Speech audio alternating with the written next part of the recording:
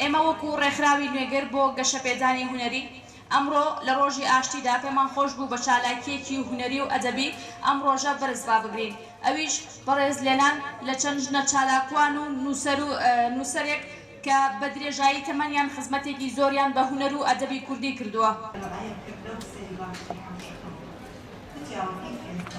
چیرۆکی سەتڵی سوور هیوادارم کەش و هەواکاوا بێت کە عنی گوێ بگرن لەبەرەوەی کە کراوەیە.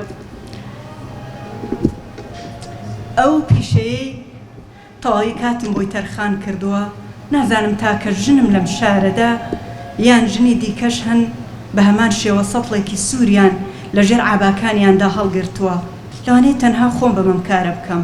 ئەگەن ڕۆژێک لە ڕۆژان لوتم بەر لوتی ژنێکی دیەکەوت و پێکەوە باسمان لە نهێنی و ماندووبوونەکانی خۆمان بۆ یەکتریە کرد. ئەم جارە خاوەنکارەکەم کە نازانم کێیە و چییە بە دەنگێکی زیکنەوتی وەستا ئەو سەتڵە بەرەوە بۆ قاوشی 5. هەر جارە و فەرمانبەرێک لەودی و شوشەیەکەوە فەرمانم بەسەردا ئەکات. هەر لەوێ شەوپارەکەی خۆم وەرەگرم. منی ژەو دەنگە بە سەرۆکاری خۆم یەزانم. ئەو دەنگە زیکنە نە لە دەنگی کچێگەکات نە پیاوێک نە لە دەنگی باڵق نەبووی مێرد مناڵێک. گرنگەوەی من پارەی خۆم وەرەگرم و ئەڵێم سەرۆک خوانەی بڕێت. سەرەتای ئاشنابوونم بەم کارە گەڕێتەوە بۆ 25 ساڵ بەر لە ئێستا. ئەو ڕۆژانەی کە قات و قڕی وا بەرەوکی خەڵکی گرتبوو دەرگا و پەنجەرەی ژوورەکانیشیان ڕاجەکردن. منیش ماوەی 5 ساڵ بوو ئەرکی باوکایەتیشم کەوتبووە ئەستۆ.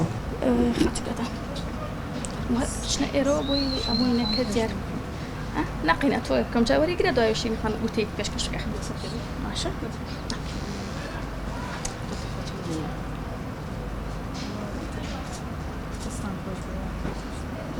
خۆش بێت ساڵ لەسەر